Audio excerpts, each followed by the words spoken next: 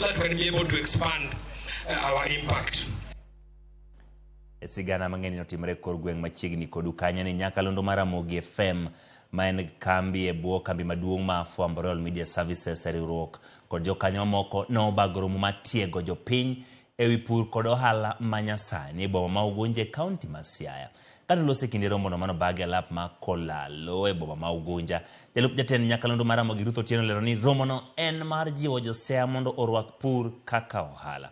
Kembe mathoth mag mwandu mitiyo godo e puodho no chopo kendo nyiso moko kuom mwandu magin go makonyo e weche mag pur manyasani ka jopur noyudo thuolo mar somo chenro ma kare mag pur. It's also a matter of continuity in their business cycles, so it is something to go on in the future. This partnership should continue regularly.